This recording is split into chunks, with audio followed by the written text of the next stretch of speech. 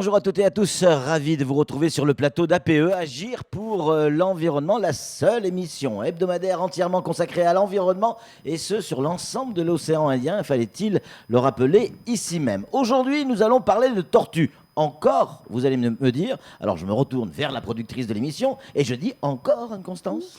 Oui, encore une fois, puisque lors de la première émission, on n'a pas eu le temps d'aborder l'ensemble de la problématique. Oui. Donc on a décidé de rajouter une émission complémentaire pour aller encore plus loin dans la compréhension. Ouais, c'est vrai que ces animaux nécessitent un traitement particulier. Agir pour l'environnement au quotidien, c'est possible. En tout cas, moi, j'y crois. Tout de suite, le sommaire de l'émission.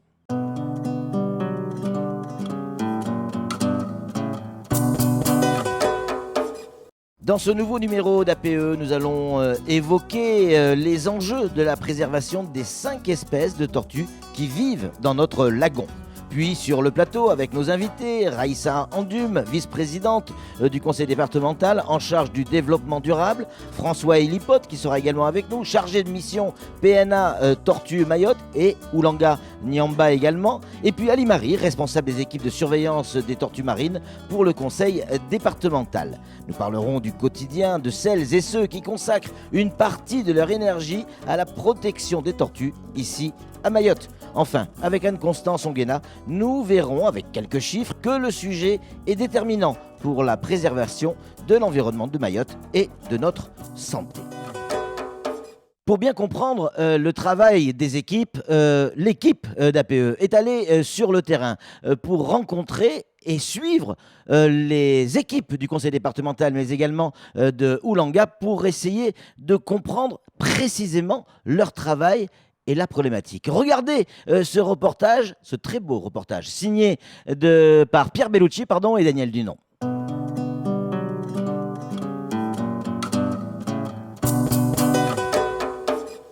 Un demi-millier, c'est le nombre de tortues braconnées en 2018, selon le REMAT, le réseau d'échouage mahorais de mammifères marins et de tortues marines.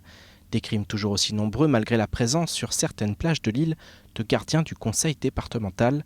Depuis 1994, sur le site de Moya en Petite Terre, 2 équipes se relaient chaque jour de 15h à 8h du matin. Objectif, protéger ces espèces millénaires. On essaie de donner les règlements qu'une fois sur la plage, il ne faut pas faire des signes lumineux, il ne faut pas faire des mouvements. Et si c'est toléré de prendre des photos, mais sans flash, parce qu'en fait les flashs, ça ne dérange pas celles qui sont sur la plage, mais celles qui veulent monter. Je vais vous demander d'éteindre parce qu'il y a une tortue qui est juste à côté et que si justement, quand elle voit la lumière, elle va tout de suite faire demi-tour, sans pondre et repartir. Les près de 150 plages du département sont des lieux de ponte pour les tortues vertes et les tortues imbriquées. Un moment toujours magistral pour ceux qui ont la chance d'y assister. Il faut compter entre 2 mois et demi, voilà, entre 65 et 70 jours, vous revenez, vous avez des émergences.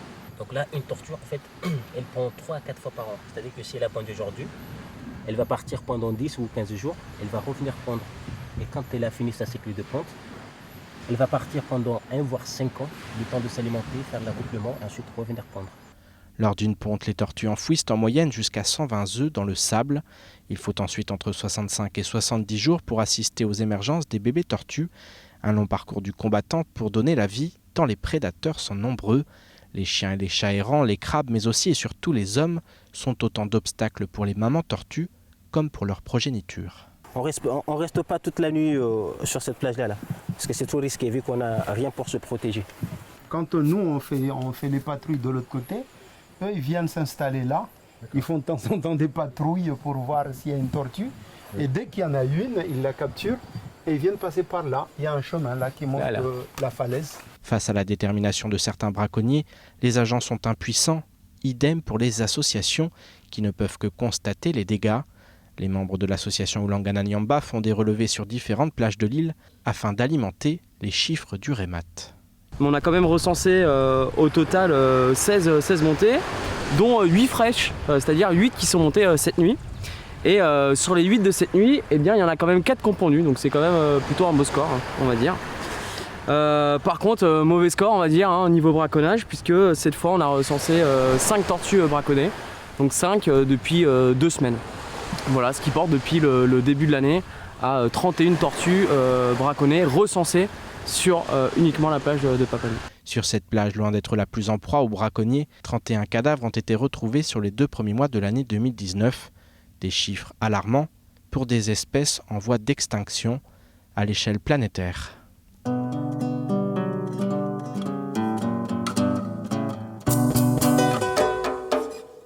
Merci à Pierre Bellucci et à toutes les équipes de Agir pour l'environnement qui font un travail extraordinaire, notamment sur le terrain.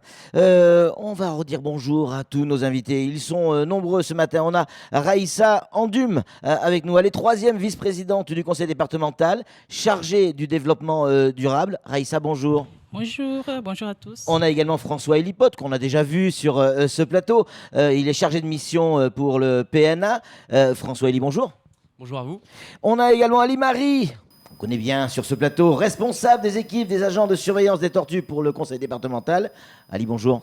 Bonjour à toutes et à tous. Et puis bien évidemment Anne-Constance pour le cabinet Incidence qu'on retrouvera en fin d'émission. On va commencer tout de suite ces questions avec la vice-présidente du conseil départemental, Raïssa Andum. Quel est le bilan 2018 des suivis de la population des tortues à Mayotte ?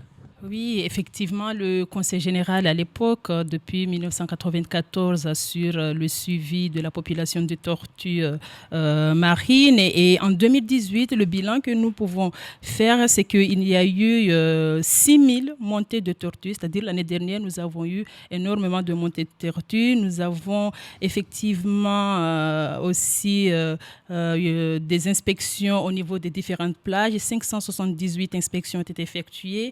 Des marquages par bac d'identification, 531, donc c'est-à-dire de nouveaux marquages, des relectures de bacs, donc ce sont des tortues qui sont revenues sur le territoire, c'était 558 relectures de bacs et donc de pontes qui ont été recensées sur les plages que nous assurons à hauteur de 934 donc pontes de tortues. Un vrai boulot qui est fait, Raïssa. On dit souvent, à tort, semble-t-il, oui, le conseil départemental, pas assez sensibilisé à la protection de l'environnement, pas assez et notamment des tortues, pas assez de travail sur le terrain. Clairement, c'est faux. C'est faux. En fait, je pense qu'il faut clarifier les choses. Nous avons une équipe présente, nous avons 26 agents qui ont pour mission qu'assurer le suivi. Donc, il s'agit du marquage, il s'agit de recenser ces tortues-là. Ouais. Il faut savoir que c'est un budget quand même assez conséquent puisque c'est plus d'1 million d'euros que nous injectons. Ouais. Seulement, la problématique ici, localement, c'est que nous avons énormément de plages de ponte, des plages qui sont très difficiles d'accès. D'ailleurs, nous avons centralisé nos efforts sur 2 sites, pour l'instant essentiellement les sites de Moya et les sites, donc c'est-à-dire les plages de Moya et les plages de Charifou. Ouais. Ce n'est pas quelque chose qui permet de pallier à l'ensemble des problèmes, mais je pense qu'il faut rappeler qu'il y a un travail qui est fait, un travail qui est effectué depuis 1994 et qui continue malgré le manque de moyens effectifs sur cette thématique-là. Ouais, on va y revenir sur le manque de moyens. Ali Marie, vous êtes responsable de ces gens qu'on voit sur le terrain qui ont en charge la surveillance des tortues marines. On l'a très bien vu dans ce reportage, toute la partie, la montée des tortues, etc. Mais on n'a pas vu de braconniers. Or, on sait que les braconniers sont là. Ils sont souvent armés. Est-ce que c'est dangereux pour les agents ? L'insécurité, c'est un problème qu'on vit à Mayotte. Oui. Pas uniquement que sur les tortues. Oui. Concernant nos équipes, on a eu une équipe qui était présente à Sazilé. Et en 2013, il a fallu que ces agents usent de leur droit de retrait parce qu'à cause de l'insécurité, à cause de beaucoup de problèmes, il y avait des agressions sur agents qui fait qu'à un moment donné, il fallait dire stop puisqu'on aime la tortue. Notre travail consiste à protéger les tortues, mais pour pouvoir protéger les tortues, il faut qu'on assure d'abord la sécurité de ces agents. Oui, avant de protéger les tortues, protégeons aussi les agents. Voilà. Oui. On ne peut pas protéger les tortues si les agents qu'on envoie sur le terrain ne sont pas en sécurité. Oui. François Eli, on nous dit que 5% de la mortalité des tortues est due aux chiens errants. Le PNA, le Programme national d'action, précise que la lutte contre les chiens errants est une priorité. Et pourtant, on parle que de 5%. 5% c'est déjà beaucoup en fait, Ouais. c'est pour ça. C'est une priorité qui est classée numéro 1, au même titre que le braconnage d'ailleurs. D'accord. Mais par contre, on a peut-être un peu plus de mal à prioriser sur nos actions sur cette thématique. Ouais. Pourquoi ? Parce que on a une réglementation qui est quand même aussi dure pour aller attraper les chiens en milieu sauvage. c'est clair. Voilà, il faut des places en fourrière. Et nos efforts se sont quand même aussi beaucoup concentrés sur la lutte contre le braconnage. Alors aujourd'hui, il y a des actions qui vont être mises en place par le parc naturel marin et la communauté de communes de Petite Terre, il me semble, justement pour essayer de régler ce problème sur les plages de Petite Terre et notamment à Moya. Ouais. Et les objectifs là, pour les années à venir, c'est essayer de mener des actions sur les plages du sud notamment. Ouais. C'est vraiment quelque chose d'important. C'est des chiens sauvages qui viennent à des moments où les tortues femelles sont vulnérables. Elles viennent pondre sur les plages. Et les Ils tortues font quoi? ramines- Ils mangent les tortues ou les œufs? Alors, les deux. Ouais. Les deux, ça peut être les œufs. En effet, lors des inspections de plage, Ouais, on peut voir justement des puits, des nids déterrés par les chiens. Ouais. Et ils viennent aussi attaquer les tortues. Les tortues marines ont justement pas cette capacité de venir se protéger, rentrer dans la tête, dans la carapace. Ouais. Elles sont vulnérables, donc c'est des attaques au niveau du cou, au niveau des nageoires. Je reviens de Papani il y a quelques jours, Ouais. assez remarquable, une trace de descente de tortue, et puis elle a bifurqué avec des traces de chiens partout, un peu de sang. Voilà. Donc c'est des choses qui arrivent souvent, on fait remonter ça et c'est comptabilisé via le réseau REMAT. Ali-Marie, on a combien de plages qui sont réellement surveillées ici à Mayotte? Alors, au départ, quand on a lancé le programme Tortue à Mayotte en 1994, on s'est focalisé sur l'ensemble des plages. C'est-à-dire, à savoir qu'à Mayotte, on a plus de 170 plages, dont 60 fréquentées par des tortues. En 1998, on a focalisé nos moyens sur le site de Moya, comme l'a bien dit ma présidente, et Sazilé, site de Sazilé comprenant 5 plages, et on s'est basé sur la grande plage, une des 2 plages les plus fréquentées de Mayotte. Il faut savoir une chose, comme l'a rappelé Madame la Présidente, on a commencé en 1994, donc juste pour vous donner une ordre d'idée, en 1996, le premier bilan qu'on a fait état de 2 tortues en moyenne fréquentant la plage de Moya. On va se baser sur la plage de Moya. En 2004, on a une moyenne de 4 tortues par nuit.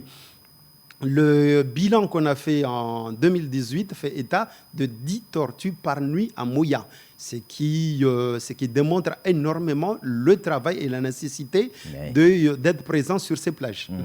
Raïssa, les objectifs du PNA, du plan national d'action, est-ce qu'ils sont compatibles avec les moyens qui sont mis en place aujourd'hui, ou plutôt l'inverse? Est-ce qu'on a les moyens aujourd'hui de mettre en place véritablement ce PNA? Très bonne question.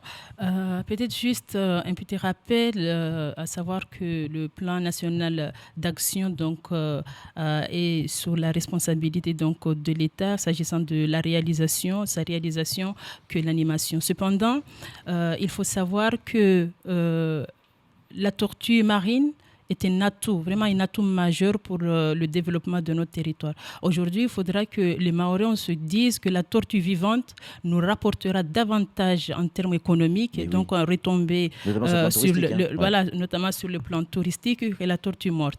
Dans le cadre du plan national d'action, il est spécifié des objectifs de lutte contre la mortalité, en gros, je synthétise, contre la mortalité des tortues, et également des actions pour la sensibilisation. Le constat qu'on peut faire aujourd'hui, c'est que ces objectifs-là ne sont pas atteints parce que je pense que tous les moyens ne sont pas déclinés aujourd'hui au vu de l'ensemble, parce que quand on regarde le plan national d'action, il est bien étoffé. Il y a plein d'actions qui sont mentionnées, et si l'ensemble...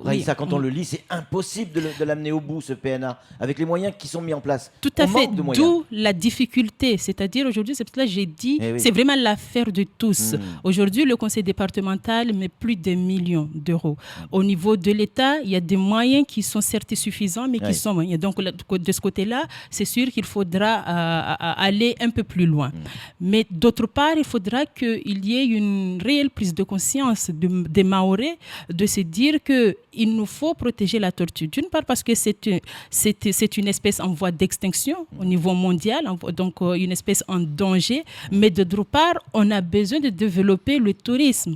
Et donc, c'est la raison pour laquelle nous sommes en train de réfléchir sur la mise en place d'une structure, donc c'est un centre d'études et de soins pour mettre à l'honneur la tortue, c'est-à-dire mieux connaître pour mieux la préserver. Parce que lorsque les Mahorais auront réellement compris cet atout-là, alors peut-être on peut espérer qu'on aura du résultat positif. François Elie, comment est organisé aujourd'hui le suivi des populations des tortues ? Alors déjà, qu'est-ce que c'est une population ? C'est un groupe d'individus d'une espèce. Ouais. Et en fait, on peut, en fonction de la question scientifique, organiser de manière un peu différente. On peut suivre les femelles, on peut suivre les juvéniles, on peut, si on veut, suivre que les mâles. À Mayotte, on a suivi, donc historiquement, comme le rappelait Ali-Marie, beaucoup la fréquentation des plages, donc les femelles qui viennent pondre. Oui. Voilà. Donc il y a, comme il l'a dit tout à l'heure, énormément de plages, plus de 60 plages de ponte, et avec des efforts humains qui sont aussi de plus en plus faibles, entre guillemets.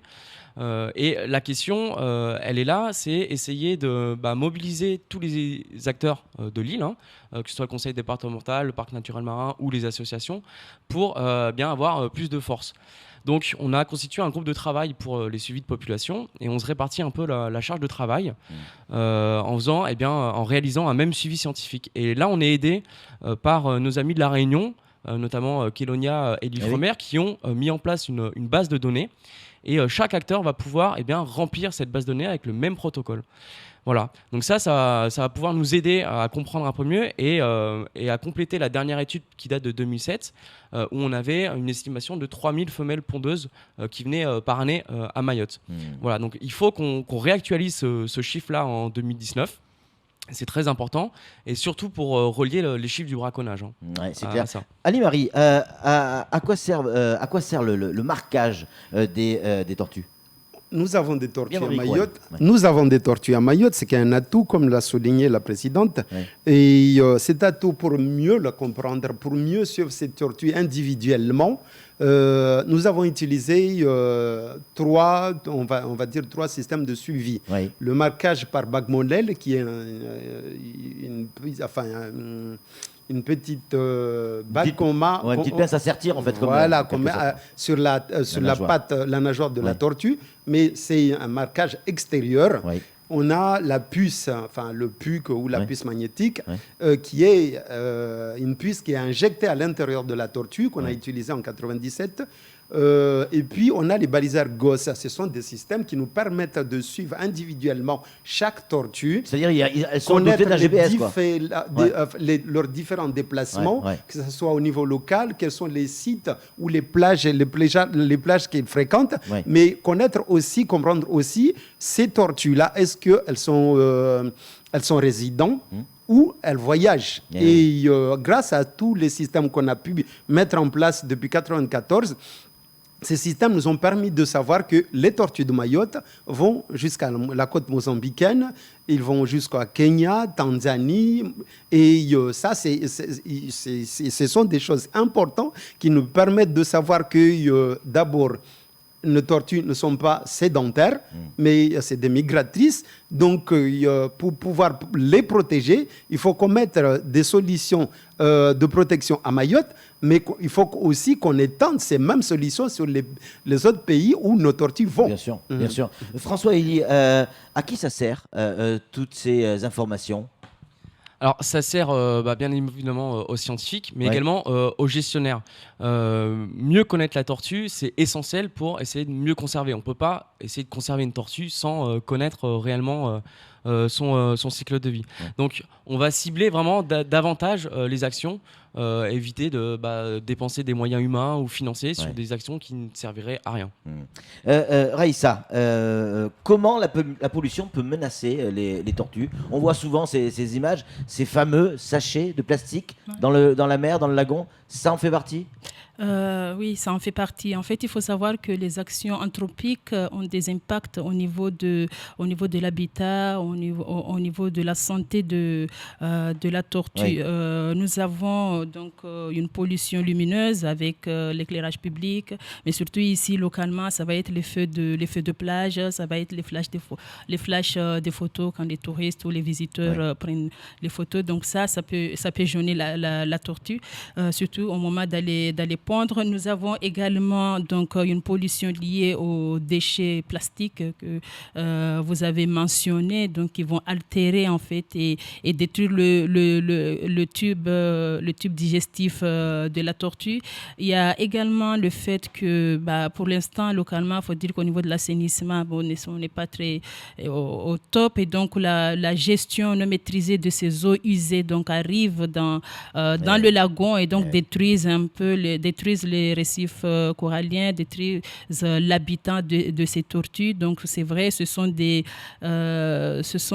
pollutions qui n'aident guère à la préservation. Il y a une meilleure donc je dirais peut-être un meilleur cadre de vie pour la tortue. François Elie, la présidente vient de le dire à l'instant, ces sacs plastiques sont véritablement, c'est plus qu'un problème pour les tortues. Et pourtant, ces sacs plastiques doivent être recyclés normalement. Ils doivent être recyclés, malheureusement, on le voit bien, même ici à Mayotte. Il n'y a pas une diminution, on est toujours dans le même Alors, il y a une volonté politique de diminuer l'utilisation des plastiques à usage unique, bien sûr. C'est un des objectifs, notamment du plan national d'action, parce que, comme on l'a dit tout à l'heure, il y a beaucoup d'impact.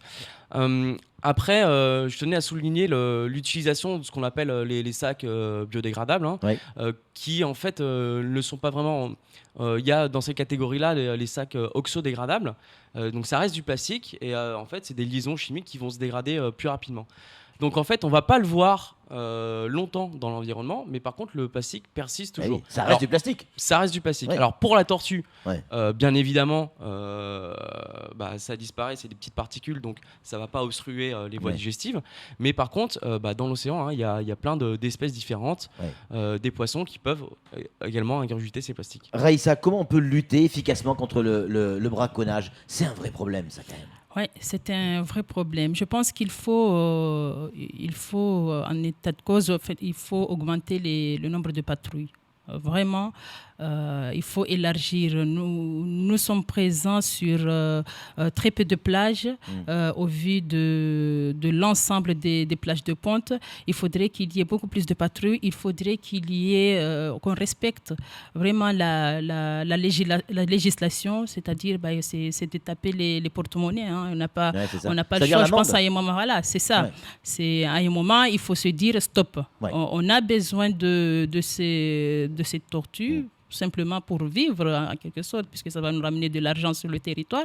Et donc aujourd'hui, il y a des gens qui n'agissent pas dans le respect de la loi. Il faut également peut-être davantage aller dans la sensibilisation et commencer à expliquer que la tortue est toxique. C'est un aspect qui n'a peut-être pas été assez exploité pour l'instant. Annie-Marie, très très rapidement, avec l'expérience que vous avez, l'expérience de terrain, comment améliorer la lutte contre le braconnage sur les plages difficiles d'accès comme notamment Papani? Papani, ça a toujours été le fléau depuis 1995 où on a commencé à travailler d'abord avec la brigade nature océan Indien qui est représentée aujourd'hui par la brigade nature de Mayotte. Le problème d'accès est le premier problème de Papani, mais en parlant de braconnage, il n'y a pas que Papani, il y a aussi les plages à Apondra, il y a l'îlot Mtsamboro, il y a les plages de Charifou, et actuellement, vu qu'on n'est plus sur Sazilé, il y a les plages de Sazilé. En plus, comme l'a bien dit Madame la Présidente, en plus des patrouilles qu'on doit renforcer sur les autres plages où on a abandonné complètement, il faut dire les choses telles qu'elles sont, travailler encore plus parce que le temps nous a renseigné que les campagnes de sensibilisation qu'on a menées en 98, parce qu'il faut que je rappelle que l'année 97-98 a été l'année de la tortue au niveau, ce qui a permis avec le vice-rectorat, de sensibiliser l'ensemble de tous les établissements scolaires existants à Mayotte et en ciblant sur chaque établissement une classe. Ouais. Et donc renforcer la sensibilisation. Ce que fait aujourd'hui Oulanga, mais ça reste sur petit terre. Il y a un énorme travail à faire sur le nord de Mayotte, sur le sud de Mayotte, sur le centre de Mayotte. Partout. Il faut sensibiliser et renforcer les équipes sur le terrain. C'est clair, la présidente a été très claire là-dessus, mais il faudra tout le monde, on aura besoin de tout le monde. Anne-Constance, sur le plan mondial, quel est l'état de la protection des tortues ? 178 pays aujourd'hui se sont engagés dans la protection des tortues. Il faut rappeler que les tortues sont présentes sur Terre depuis environ 220 millions d'années, qu'elles ont cohabité avec les dinosaures, elles ont résisté à tout, mais visiblement elles ont du mal à résister à l'homme. Oui, c'est ça. Quelle est la proportion des tortues qui meurent à cause de l'homme, justement ? 95% des décès de tortues sont dus aux actions de l'homme, notamment donc, direct ou indirect. Direct ou indirect. Donc on a le braconnage qu'on a évoqué dans cette émission, les chiens errants, on en a parlé. La pêche accidentelle, on n'en a pas parlé, mais c'est aussi quelque chose qui tue les tortues. C'est à la marge. Pas tant que ça. Il y a des cas nombreux de décès de tortues. C'est involontaire, mais néanmoins elles meurent. Et puis les pollutions. Donc on a parlé du plastique, la pollution du lagon également. Ce sont des causes importantes. Ouais. En 2018, combien a-t-on recensé de traces de tortues venant pondre sur nos plages, ici à Mayotte? Alors la donnée officielle, après effectivement elle reste à affiner et François Elie l'a rappelé tout à l'heure, le chiffre officiel c'est 3000 traces de ponte de tortues. Ouais. Voilà. En parallèle de ça, on dit qu'il y a 10% des tortues qui sont braconnées. Donc ça fait 300 tortues braconnées, ça fait quand même beaucoup, ça fait 10% des pontes. Et une ponte de tortue, c'est entre 80 et 120 œufs, 80 juvéniles et un seul arrivera à l'âge adulte, en moyenne. D'où l'importance stratégique de protéger la ponte des tortues. On est très très en retard, mais le mot de la fin, ça sera pour Raïssa. On a le droit d'y croire, on peut y arriver à sauver ces tortues et faire en sorte que la population de Mayotte, les gens qui traversent Mayotte, puissent vivre en harmonie avec cet animal protégé? Bien sûr, je pense qu'il faut rester positif. Les acteurs qui travaillent sur les terrains sont là, les projets qui sont envisagés sont là. Aujourd'hui, c'est se dire que ce travail aboutira si également tout le monde s'y met dans cette thématique-là. Tout le monde se met pour la protection de la tortue localement. En tout cas, merci beaucoup, Raïssa, d'être venue sur ce plateau. Merci également à François Elie d'avoir répondu à nos questions. Merci Ali-Marie. On se retrouve, non pas de troisième émission, ça suffit. Et merci à Anne-Constance Anguena pour tout le boulot qui est fait sur APE. Nous, on va se retrouver bien évidemment pour une prochaine émission. Ce sera sur la même chaîne. Agir pour l'environnement, c'est possible. En tout cas, moi, personnellement, j'y crois. À très bientôt.